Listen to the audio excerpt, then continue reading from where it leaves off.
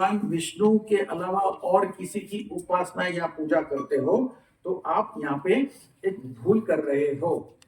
इसके लिए भगवत गीता 7.20 में बहुत बढ़िया कहा है कि जिनकी वृत्ति भौतिक इच्छाओं द्वारा मारी गई है, मतलब हम लोग को भौतिक इच्छाओं से हमारी डिजायर अगर मारी गई है और उस इच्छाओं के कारण हम देवता की शरण में जाते हैं और अपने अपने स्वभाव के अनुसार कुछ डिमांड करते हैं उन देवताओं से, तो हम ये गलती कर रहे हैं।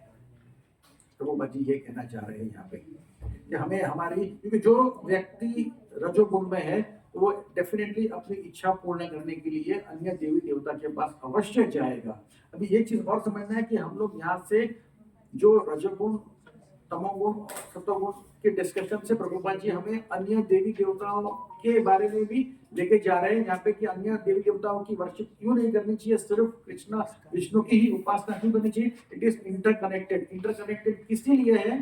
क्योंकि रजोगुण तमोगुण वाले, खास करके उसमें भी रजोगुण वाले तो उसमें अपने उसमें रहते हैं, तमोगुण रजोगुण वाले खास करके अपनी इच्छा पूर्ण के लिए देवी देवताओं के पास जाते हैं। इसलिए प्रभुपाद जी हमें एकदम सरलता करने के लिए यहाँ पे कंपैरिजन करवा रहे हैं और वार्निंग दे रहे हैं कि आप देवी देवताओं के पास जाओगे तो ये आप भूल कर बैठेंगे। इसलिए पहला उन्होंने लिखा है अतः ये मानना एक भूल होगी।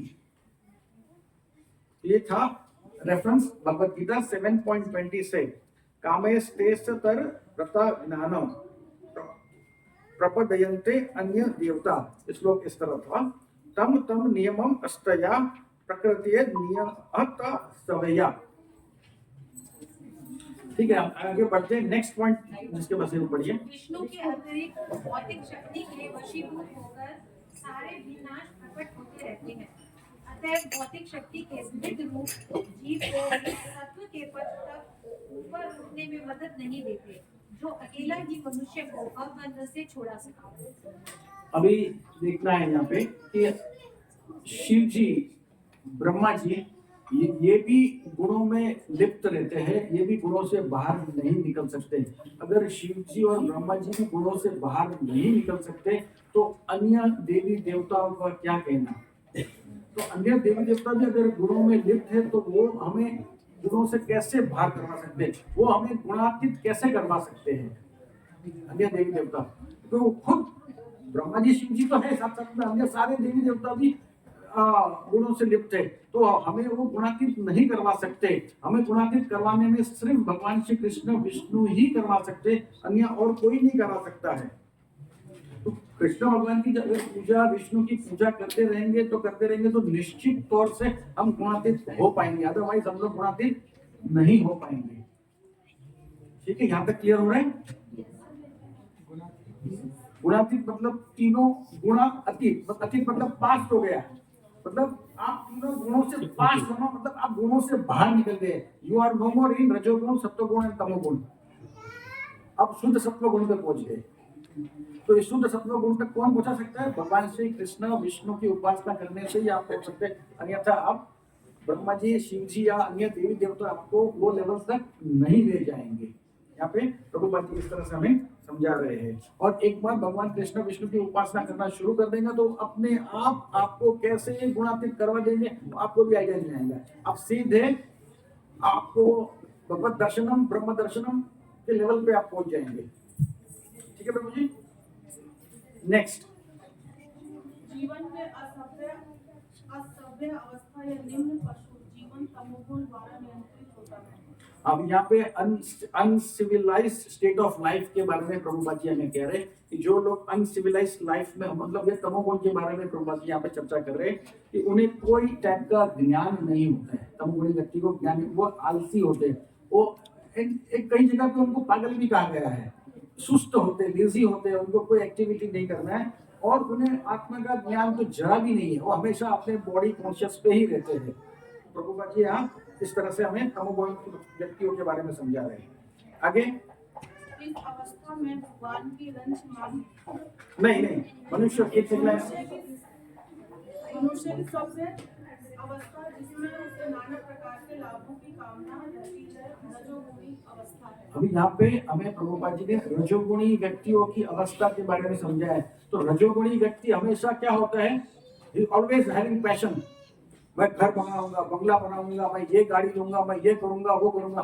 तो ये रजोगुणी व्यक्ति में भरपूर पैशन होता है। तो ये रजोगुणी के बारे में ये डेफिनेशन यहाँ पे प्रभुपाद जी शॉर्ट में दे रहे हैं। उसके आगे और कंटिन्यूएशन है रजोगुणी के बारे में। Next paragraph. इस अवस्था में भगवान की रंचमात्र अनुभूति हो पाती है, जो दर्शन, कला तथा चारित्रिक एवं नैतिक सिद्धांतों से युक्त संस्कृति के रूप में प्रकट होती है।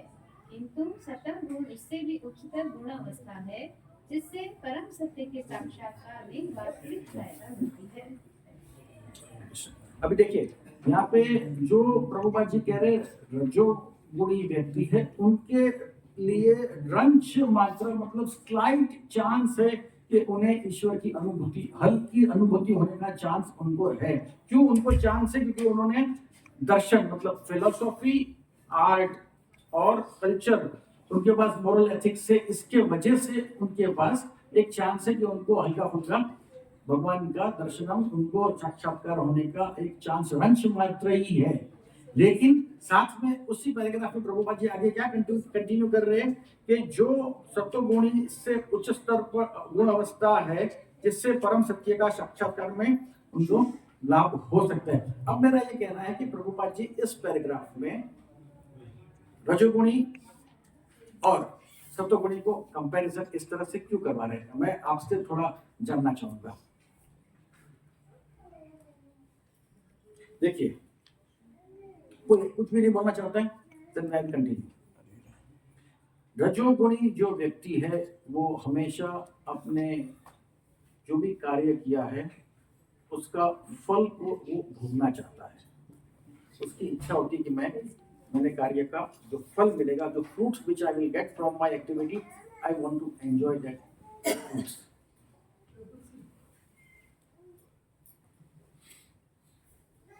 और जो सत्वगुणी व्यक्ति है, he doesn't want to enjoy the fruits of his activity। अगर इच्छा भी है तो वो अपना जो फ्रूट्स है, he will dedicate, he will surrender that fruits to Lord Krishna। ये दोनों में ये आपके मुख्य फर्क इस तरह से है। तो जो वास्तव में जो सत्वगुणी व्यक्ति है वो एक बार स्थित हो जाएगा तो उसे समझ में आ जाएगा कि मैं यहाँ से बाहर निकल सकता हूँ, मुझे विष्णु की उपासना करनी है। सत्वगुणी व्यक्ति को ज्ञान प्राप्त हो जाएगा कि मुझे विष्णु की या कृष्ण की उपासना करनी है। उसकी पूजा के अलावा उसे कोई लाभ नहीं हो सकता है, वो उसे ज्ञान प्राप्त हो सकता है। आगे दूसरे शब्दों में ब्रह्मा, विष्णु तथा हर नामक विद्या देवों के विभिन्न पूजा विधियों तथा उनसे प्राप्त होने वाले फलों में गुणात्मक अंतर होता है। ये प्रभुपाद जी ने यहाँ पे कंक्लूजन दे दिया है। कंक्लूजन में क्या दे दिया है? भगवान विष्णु की ही पूजा करेंगे तो वो आपको तीनों गुणों से आपको त्रिगुणित कर देंगे। आपको इस गुणों से बाहर भगवान विष्णु की ही, ये फाइनल कंक्लूजन, ये वर्डिक्ट दे दिया प्रभुपाद जी ने कि भगवान विष्णु कृष्ण की आराधना करने से ही आप त्रिगुणातीत हो सकते हैं, उसके अलावा आपके पास कोई रास्ता नहीं है, और वो ही आपको उनके धाम में लेके जा सकते हैं। हरे कृष्णा। आपको क्या 10 के 10 पॉइंट्स तात्पर्य के क्लियर हुए? मैं फिर अभी आगे मेरे हिसाब से 5-7 मिनट और है हमारे पास, तो कुछ रेफरेंसेस डिस्कशन करना चाहूंगा अबाउट डेमिगॉड वर्शिप्स के बारे में, और रजोगुण, सत्वगुण और 3 मोड्स ऑफ मटेरियल नेचर। तो 5-7 मिनट है ना। और तो लास्ट का जो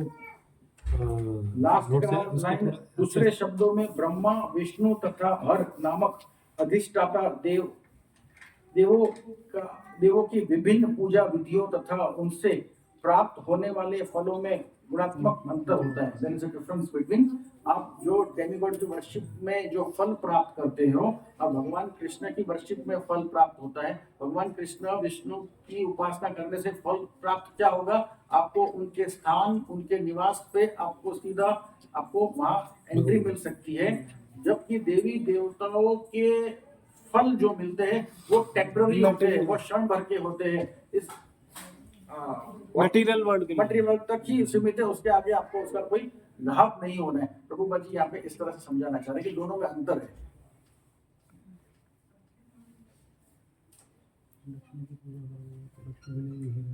इसलिए एकदम स्ट्रांगली कंक्लूजन में ही कह दिया है कि इसके अलावा आपके पास कोई अन्य रास्ता नहीं है।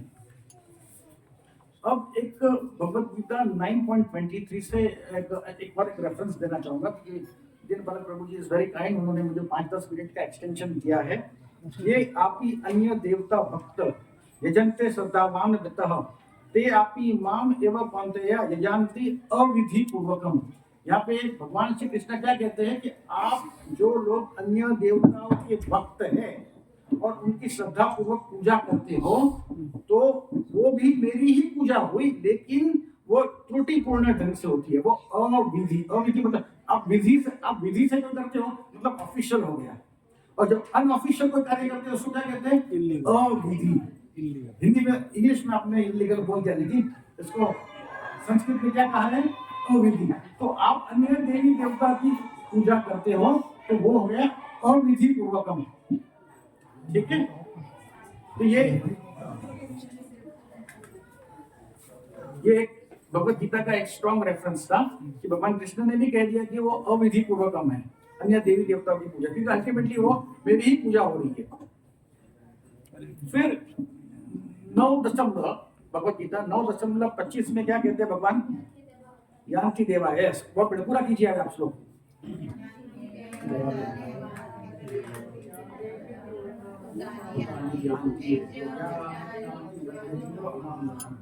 अनुवाद आप जानते हैं, अनुवाद इस तरह से जो देवताओं की पूजा करते हैं वे देवताओं के बीच में जन्म लेते हैं।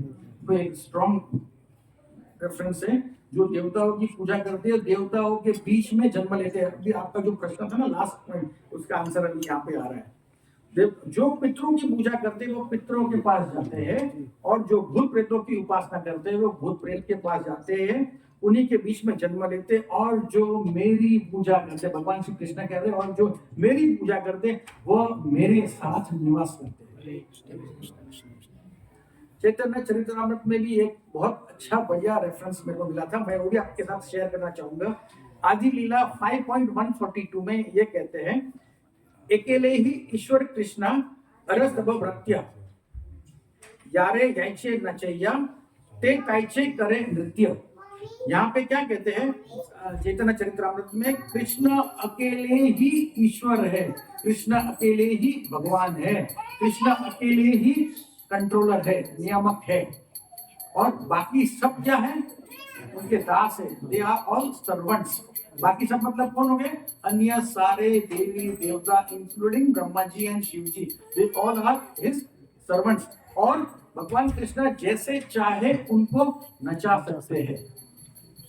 आप बाकी सब मतलब इंक्लूडिंग हम जीव, जो जीव तत्व है, हम लोग को भी भगवान जैसे चाहे ऐसे नचा सकते। और ये हम लोग जो भी यहाँ पे कृष्ण भावनामृत में पिछले कुछ समय से आ रहे, रेगुलर आ रहे, तो वो समझ सकते हैं कि हमें इस मोड पे भगवान नचा रहे हैं। आपको जरा भी सतोगुण में आप एंट्री लेती हो और थोड़ा भी अपना आत्मा साक्षात्कार होता है, तो आपको समय समय पे ये याद होगा कि ये समय पे भगवान मुझे नचा रहे हैं। ऐसा अनुभव आप किसी के साथ हुआ है तो मैं रिक्वेस्ट करूंगा, विनंती करूंगा आपसे, आप एक लाइन में 2 लाइन में आप शेयर कर सकते हैं इस टाइप का एक्सपीरियंस कि आपको कब एहसास हुआ कि भगवान ने आपको नचाया।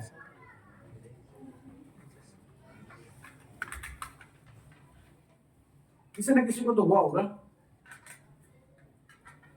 बोलिए प्रभु जी, बोलिए, आप बोलिए। जब भी मेरे मन की नहीं होती है और कुछ ऐसा होता है जो मैंने नहीं सोचा, तब ऐसा विचार आता है ये मेरे मन का तो नहीं है, तो ये कौन करवा रहा है। जब अपने मन की नहीं होती तो भगवान ही हमसे करवाते हैं। मतलब उसी को कहेंगे भगवान नचा रहे हैं हमें। अरे और किसी से और आप पूछेंगे तो घर का हम लोग तैयारी करके आए। ये मैं और किसी से सुनना चाहूंगा। आइए Raghunandan, Do you ever feel that Lord is making you dance? Krishna आपको नचा रहे हैं, ऐसा कभी एक्सपीरियंस हुआ है? Every moment. हरी हरी बोल। और किसी से सुनना चाहूंगा मैं। माता जी, और कोई माता जी, प्रभु जी? अरे मतलब आपको एहसास हो रहा है कि कृष्ण नचा रहे? बहुत बढ़िया। और एक रेफरेंस देना चाहूंगा, भगवत गीता 17.4 17.4 में क्या कहते हैं? यजंती सात्विका देवन यक्ष रक्षामि रजस। यहाँ पे क्या कहते हैं? इसका तात्पर्य, रजोगुणी जो व्यक्ति है वो देवता की पूजा करते हैं, सतोगुणी देवता की पूजा करते हैं, रजोगुणी व्यक्ति यक्षों और राक्षसों की पूजा करते हैं, तमोगुणी व्यक्ति वो भूत प्रेतों की पूजा करते हैं। अब उसके रिप्लाई में एक शिव जी का एग्जांपल देना चाहूंगा मैं। भगवान शिव जी सती को डिस्कशन जब करते हैं, ये था Shrimad Bhagavatam 4th canto 3rd chapter and श्लोक क्रमांक नंबर 23। तो शिव जी सती से क्या कहते हैं? सत्वम विशुद्धम वासुदेव शब्दितम। मैं शुद्ध कृष्ण चेतना में भगवान वासुदेव को सदैव नमस्कार करता हूँ। ये शिव जी के वर्ड्स हैं। और सती माता को वो डिस्कस कर रहे हैं कि मैं शुद्ध कृष्ण चेतना में भगवान वासुदेव को सतत नमस्कार करता रहता हूँ। कृष्ण भावनामृत में सदैव शुद्ध चेतना से, जिससे वासुदेव नाम से अभिनीत श्री भगवान के बिना किसी प्रकार का दुराव का अनुभव होता है। भगवान का अनुभव कब होता है? किसी प्रकार का दुराव मतलब कवरिंग, कोई टाइप के कवरिंग के बिना भगवान श्री कृष्ण का अनुभव होता है शिव जी को। कब होता है? वो शुद्ध चेतना से भगवान श्री कृष्ण को नमस्कार रेगुलर करते। तो हम भी शुद्ध चेतना से भगवान कृष्ण को रेगुलर नमस्कार, उनकी उपासना करेंगे, तो बिना किसी कवरिंग, बिना किसी हिडन फैक्ट आपको भगवान श्री कृष्ण का दर्शन हो सकता है। 4th कैंटो 3rd चैप्टर श्लोक क्रमांक नंबर 23। इस सेक्शन में हम लोग कुछ संडे पहले श्रीमद् भागवतम में 1st कैंटो 2nd चैप्टर श्लोक नंबर 19 आई थिंक सत्यरूपा प्रभु आपने लिया था, I am not sure but anyway बहुत बढ़िया था उसमें की रेफरेंस। जो ही हम हृदय से अटल प्रेम भक्ति स्थापित अगर करते हैं, तो प्रकृति के जो रजोगुण तथा तमोगुण के प्रभाव से, उनका प्रभाव क्या था? सत्वगुण और तमोगुण का प्रभाव क्या होता है?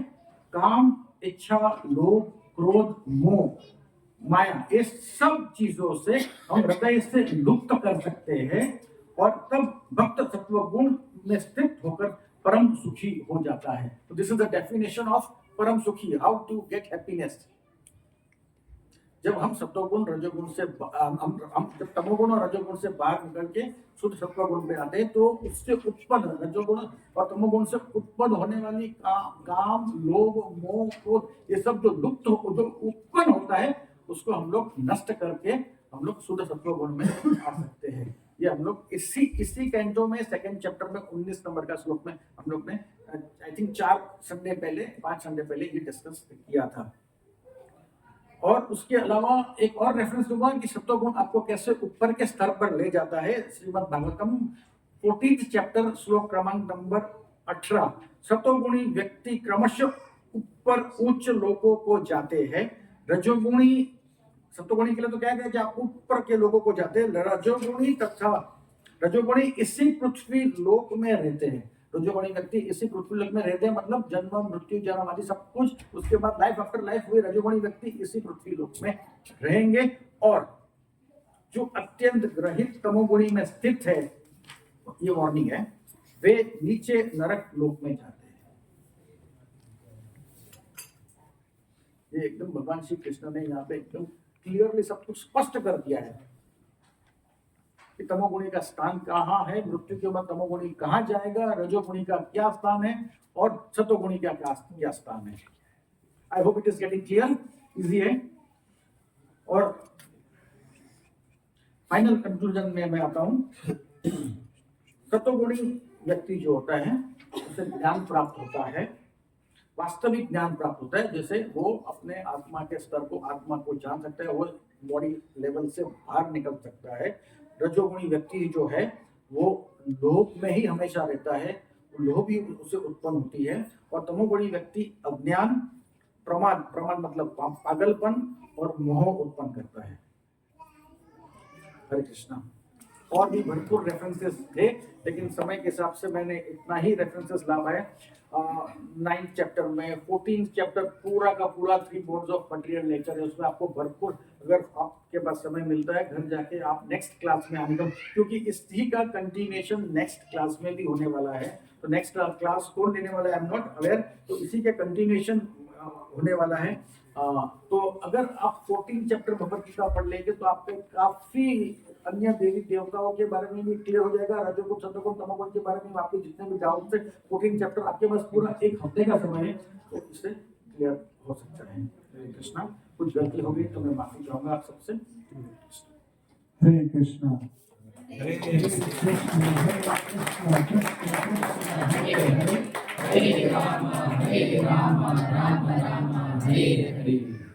Thank you, Prabhuji, for the wonderful class. Do you all have any questions or I should ask questions? Yes, Mother, please. Hare Krishna Prabhu ji. Hare Krishna. Thanks for such an excellent class. प्रभु जी, मैं जैसे आपने examples बताए हैं, नलकुबे, नलग्रीव और श्रृंगारी, शिकारी, और हम वाल्मीकि जी का भी ले सकते हैं जो रत्ना का डाकू थे कि जो यस यस, मैं भूल गया, मेरे ध्यान में था, सॉरी मैं भूल गया वो एग्जांपल पे। मैं एक्चुअली पूछने वाला था, मेरे दिमाग में था, ये पूछने वाला था कि एग्जांपल्स और आप लोग इसमें से दीजिए। अच्छा आपने पॉइंट रेस किया। आप लोगों से मैं चाहूंगा, जैसे मैंने उस एग्जांपल्स दिए कि गुरु के संपर्क में आने से, आपका 1-2 मिनट और लगे, गुरु के संपर्क में आने से हम कैसे गुरुओं से बात, जैसे मैंने मृगारी का एग्जांपल मैंने दिया था, नलकुबेर मणिग्रीव का दिया था, माता जी ने वाल्मीकि का रत्ना का डाकू का जो एग्जांपल दिया बहुत बड़ी। उसके अलावा और कोई एग्जांपल्स आप देना चाहते हो? श्रीला प्रभुपाद का डिवोटीज जब हरी हरी वो जय मनेगा, मेरे को प्रभु ने दे दिया था एग्जांपल।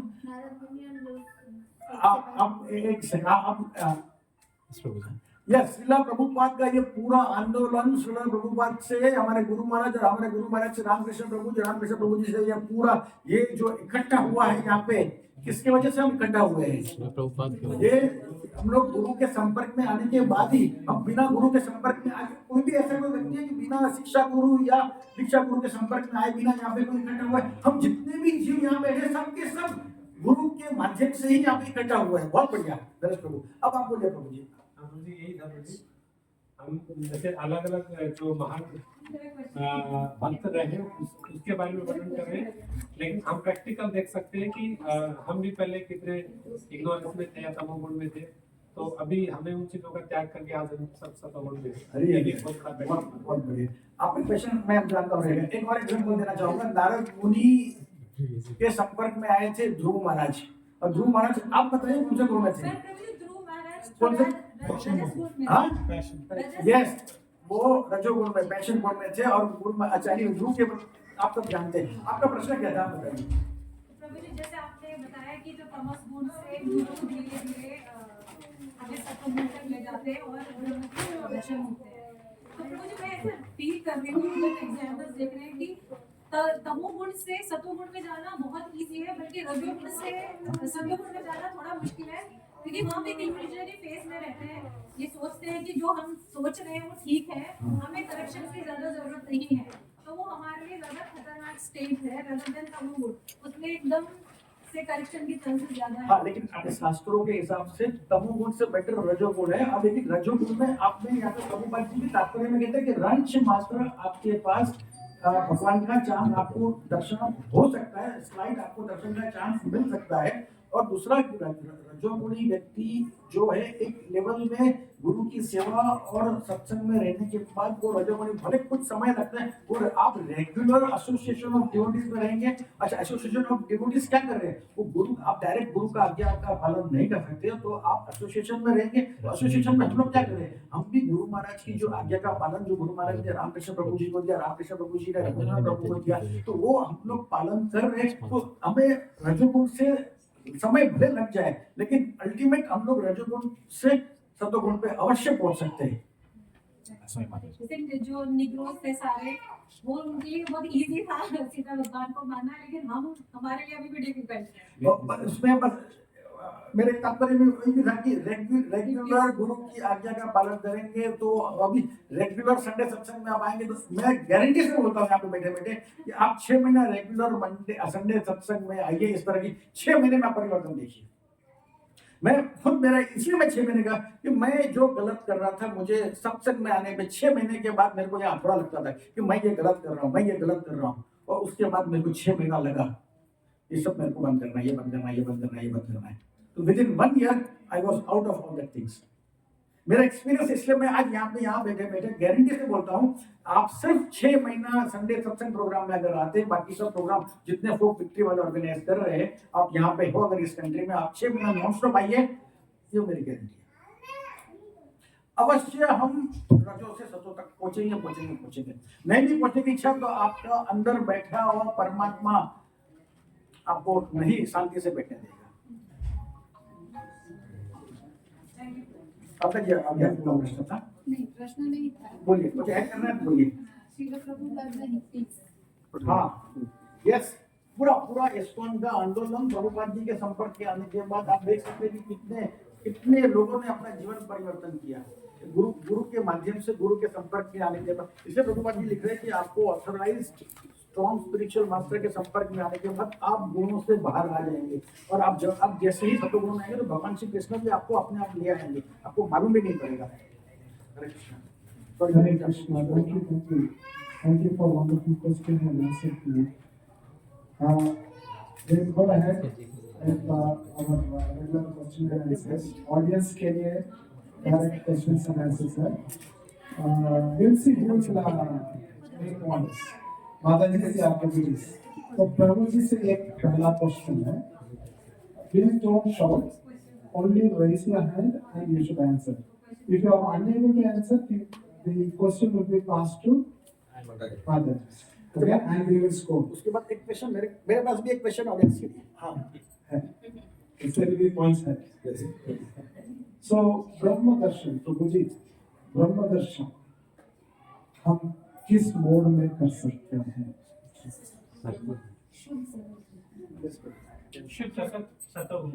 सतोगुण। Very easy question है। फिर भी next, माता जी, what is the shortcut to reach sattva? गुरु आश्रय। वो हैंडल नहीं किया माइनस में। ऐसा नहीं किया तो -1 भी है। आधा ऊपर क्या? नो, आप लोग आंसर किया तो भी मैंने बोला कि हाथ रेस करके आंसर करना। ऐसा नहीं हो सकता।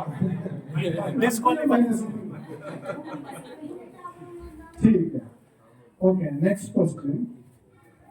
To rise above 3 modes, what we should do? Coaches. अभी सत्वगुण से भी ऊपर उठने के लिए हम क्या करना है?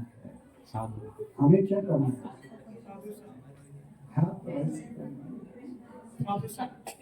साधु संग is not good. Ask to Mataji's.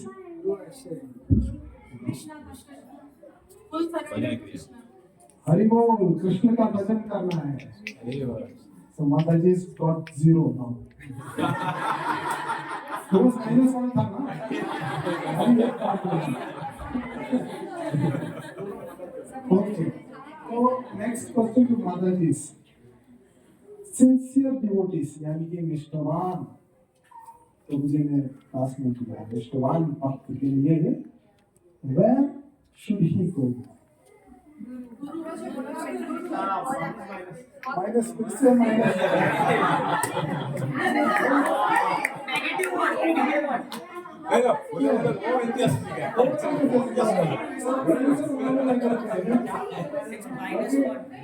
Yes, raise your hand. हमारी यूनिटी देखो। Only raise your hand. Yes, Madam. Okay, good. अभी नहीं मिला है। What is the warning that Srila Prabhupada has given? Prabhuji, raise your hand and answer. What is the warning that Srila Prabhupada has given? जैसे प्रभु जी ने last point में बताया कि हमको जो अन्य देवी देवता है या ब्रह्मा है, उनकी शरण में जो फल की जो प्राप्ति होगी don't compare to जो कृष्णा भावनामृत में जो विष्णु फल It मिलेगा is equal. We should half point we should not और एक है और एक पॉइंट है we should not think it is equal to worship the same as Krishna. हाँ वही है अभी देवता Only one chance, Prabhuji. हाँ one chance Yeah, sure. Half point next माता जी हाँ बोलिए Progress in devotional service, you need to be in the Sattva Guna only. There is no option. Yes तमोगुण लेने से क्या होता है you go to health so that is the warning that Srila Prabhupada has given okay Hare Krishna 50-50. Next रजोगुण और सत्वगुण का डिफरेंस क्या है प्रभु जी रजोगुण और सत्वगुण प्रभु ने बहुत अच्छी तरह से बोला है हाँ smoke रजोगुण और सत्वगुण का difference Hare Krishna Prabhu smoke and In Raja, transfer one chance finish प्रभु आप माता जी Yes. फल को रजोगुण में फल भोगना चाहता है और सत्वगुण में unconditional. Yes. और श्रील प्रभुपाद कंक्लूजन में लिखा है so what he is trying to mention in conclusion Prabhuji Yes, Prabhu. Srila Prabhupada said that in terms of results and in terms of worshiping methods, there is a difference between demigods and Krishna. yes so in terms of worshipping other forms Deepa Chele Mahida Shantam Apitya Deepavate Vratahetu Samana Dharma Yastar Gare Mahija Vishnu Taya Vidhati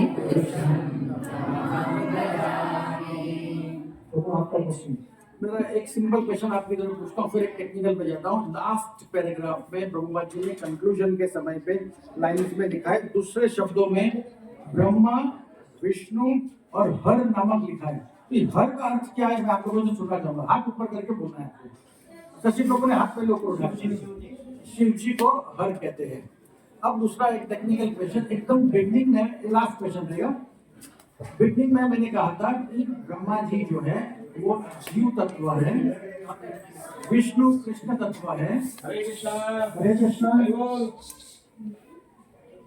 मैंने कहा था ब्रह्मा जी जीव तत्व है विष्णु कृष्ण तत्व है लेकिन मैंने शिव जी के लिए कहा था कि न जीव तत्व है न वो विष्णु तत्व है तो वो कौन से तत्व में आते हैं एंड व्हाई ये मैं in fact I was expecting from you बोलिए बताइए एक मिनट पीछे से आया है आपने हाथ ऊपर तत्व पूछा मैंने मेरा question you are not got it Brahma ji जीव तत्व में आते हैं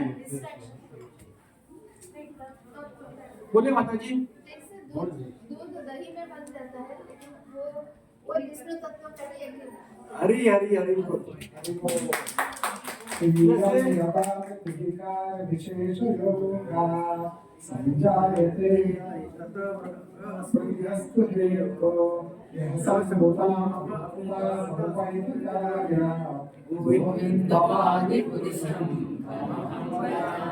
थैंक यू माता जी क्या आप इनका आंसर आप सबको समझ में आ गया इज इट क्लियर आप और ऐड करो चलो आप आपने हाथ उठाया ना माता जी का ही आंसर सेम आंसर और कुछ ऐड करना है उसमें माता जी ये कह रही है कि जैसे दूध होता है दूध में हम जमावन डाल देते हैं तो क्या बन जाता है दही दही बन जाता है और वो बना है दूध से ही पर वो दूध नहीं है तो वो शिव तत्व कैसा है वो आया है विष्णु से ही तो परंतु वो दूध नहीं है वो भगवान नहीं है वो भी भगवान के अंडर ही क्योंकि उसमें भगवान के गुण है दूध में जो है वो भी है तो इसीलिए शिव जी को ना तो विष्णु कह सकते हैं न जीव कह सकते हैं उनको हम लोग बौद्ध संप्रदाय में शिव तत्व में कहते हैं क्यों जीव नहीं कहते लेकिन शिव जी को जीव क्यों नहीं कह सकते जीव भगवान से क्या है भिन्न है भगवान के समान है पर भगवान से भिन्न है और शिव जी भगवान के समान है और भगवान से अभिन्न है Yes, this way. Hare Krishna, Hare Krishna, Hare Krishna, Krishna Krishna, Hare Hare, Hare Rama, Rama Rama, Hare Hare. हमारा भागवतम क्लास ऐसे ऑडियंस से इंटरेक्शन रहना बहुत जरूरी है, so that you all understand Bhagavatam very nicely and very clearly. Thank you very much. Thank you for all your participations. So, I just want to give you one small story where I heard that एक आदमी businessman बहुत rich अमीर था, उसने अपने business में पूरा पैसे डाल के बर्बाद हो गया. Now he went to Tirupati, Balaji, and he said, if you make me again rich, I will sell my house. जो न्यूयॉर्क में है, सेंटर ऑफ द सिटी में है, I will sell the house and pay you complete amount. Okay? And then Balaji also blessed. Okay? So this man came and then he started his business again and he became rich, super rich. जो पहले था उससे भी बहुत बढ़िया rich हो गया. हमने वो भूल गया. Then he remembered, oh, I'm supposed to sell my house and give the money to Balaji. Now what I should do? तो उसने आइडिया निकाला. I will then next day उसने पेपर में ऐड दिया कि this house is for sale करके बड़ा advertisement दिया और उसमें लिखा हाउस का कितना है वैल्यू $1 और स्टार लिखा terms and condition apply. Okay? So the people who were seeing this, wow, $1 नहीं, इतना 4 बेडरूम वाला बढ़िया है, बहुत अच्छा है. Let me go and buy. And terms and condition क्या था? अगर ये घर लेगा तो उसका कुत्ता है, वो भी लेना पड़ेगा. तो कुत्ते का वैल्यू कितना है मालूम है? 1 billion minus 1. तो कुत्ते को भी लेना है भाई. तो उसने सोचा कि भगवान को cheat कर सकता है by paying only $1 and rest all I can keep. Okay? तो हिरण्यकशिपु कैसे था? बहुत होशियार था ना? हैं? बहुत होशियार था, ना अंदर ना बाहर ना घर के अंदर ना सामने में day by night. So he also got cheated by God, right? पता है God ने क्या किया? Lord Balaji, what did he do? हाँ? पता करना है? Next Sunday आइए. So we will get into the next prayers. हमारा यहाँ पर